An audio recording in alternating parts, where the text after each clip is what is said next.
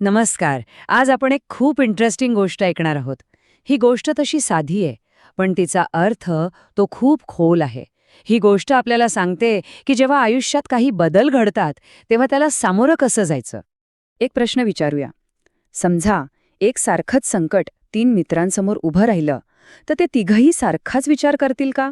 की त्यांचे मार्ग वेगळे असतील? याच प्रश्नाचं उत्तर आपल्याला या कथेत मिळणार आहे. तर मग सुरुवात करूया या 3 मित्रांच्या गोष्टीला. ही तिघं मित्र होते, पण त्यांचे स्वभाव ते मात्र अगदी वेगवेगळे होते. तर बघा, हे आहेत आपले 3 मित्र. एका मस्त सुंदर सरोवरात ते तिघही अगदी आनंदात राहत होते. मैत्री तर इतकी घट्ट होती की विचारू नका. पण त्यांना हे माहीत नव्हतं की लवकरच त्यांच्या ह्याच मैत्रीची आणि त्यांच्या स्वभावाची एक मोठी परीक्षा होणार होती. आता यातला जो पहिला मासा होता ना, तो होता एकदम हुशार. म्हणजे तो नेहमी पुढचा विचार करायचा. भविष्यात काय होऊ शकतं, काय धोका येऊ शकतो, याची चाहूल त्याला लगेच लागायची. दुसरा मासा होता रिसोर्सफुल, म्हणजे अगदी प्रसंगावधानी.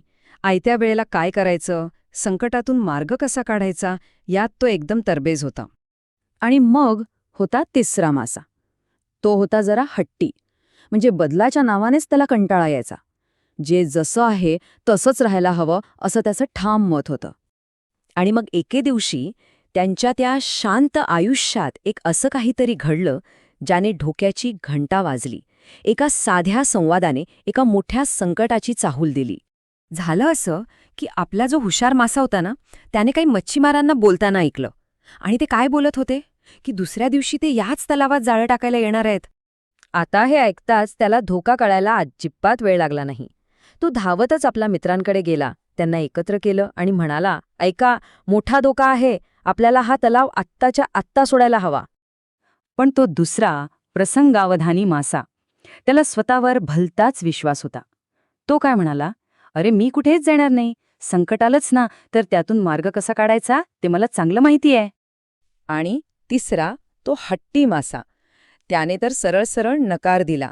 म्हणाला, काहीही झालं तरी मी माझं घर सोडून जाणार नाही. जे नशिबात लिहिलंय तेच होईल.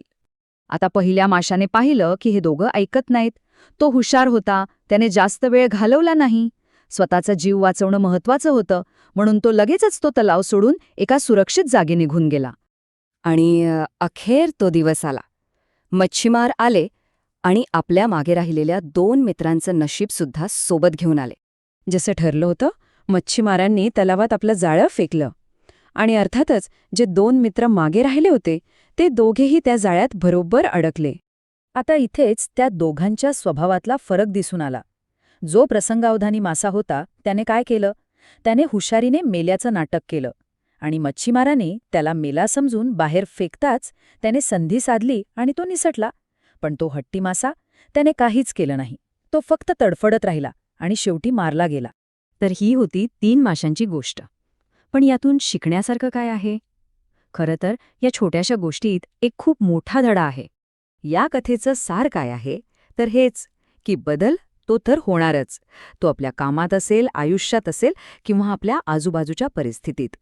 जो येणाऱ्या धोक्याची चाहूल लागताच पुढचा विचार करून योग्य पाऊल उचलतो तोच वाचतो. वेळेची वाट बघत बसण्यात किंवा नशिबाला दोष देण्यात काहीच अर्थ नाही. म्हणजे बघा, ही कथा आपल्याला 3 प्रकारचे मार्ग दाखवते. पहिला मार्ग आहे त्या हुशार माशाचा, दूरदृष्टीचा, धोका येण्याआधीच सावध होण्याचा. हा सर्वात सुरक्षित मार्ग आहे. दुसरा मार्ग आहे त्या प्रसंगावधानी माशाचा, म्हणजे धोका आल्यावर बुद्धी वापरून मार्ग काढण्याचा. पण ह्यात धोका आहे, रिस्क आहे. आणि तिसरा मार्ग, तो हट्टी माशाचा, काहीच न करण्याचा. हा मार्ग सरळ सरळ विनाशाकडे घेऊन जातो. आणि शेवटी ही कथा आपल्या सगळ्यांसमोर एक प्रश्न उभा करते. जेव्हा आपल्या आयुष्यात एखादं संकट येतं, तेव्हा आपण ह्या 3 पैकी कुठला मासा बनतो? आपण दूरचा विचार करतो, की आयत्या वेळेला मार्ग काढतो, की काहीच न करता नशिबाला दोष देत बसतो?